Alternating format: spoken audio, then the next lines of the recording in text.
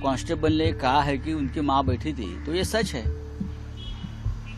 और माँ किसान आंदोलन में अगर उसमें शामिल थी और उस माँ के बारे में कोई गलत कहता है तो डेफिनेटली लोगों को एक मन में चिढ़ आती है, संताप आता है।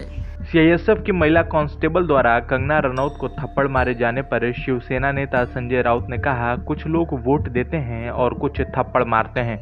मुझे नहीं पता कि वास्तव में क्या हुआ है। अगर कांस्टेबल ने कहा है कि उसकी मां भी बैठी थी तो यह सच है। अगर उसकी मां किसान आंदोलन में थी और किसी ने इसके खिलाफ कुछ कहा है तो इससे गुस्सा पैदा होगा। लेकिन अगर पीएम मोदी कहते हैं कि कानून का शासन होना चाहिए तो इसे हाथ में नहीं लेना चाहिए। किसान आंदोलन में लोग भारत के बेटे और बेटियां थे। अगर कोई भारत माता का अपमान करता है और कोई इससे आहत होता है तो यह सोचने वाली बात है। मुझे कंगना से सहानुभूति है, वह अब एक सांसद हैं। एक सांसद पर हमला नहीं होना चाहिए, लेकिन किसानों का भी सम्मान किया जाना चाहिए। कुछ लोग होट देते हैं, कुछ लोग थप्पड़ देते हैं। मुझे मालूम नहीं क्या हुआ है। अगर वो कांस्टेबल ने कहा है कि उनकी माँ बैठी थी तो ये सच है।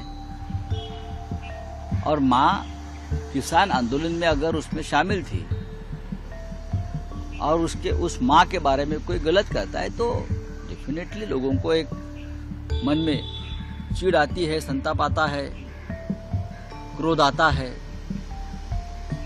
लेकिन अगर मोदी जी कहते कानून का राज है तो कानून हाथ में नहीं लेना चाहिए। लेकिन एक कांस्टेबल ने कानून लिया है अपनी माँ के लिए। भारत माता भी माँ है उसकी, और जो किसान आंदोलन पर बैठे थे वो भारत माता के पुत्र थे या कन्याएं थी।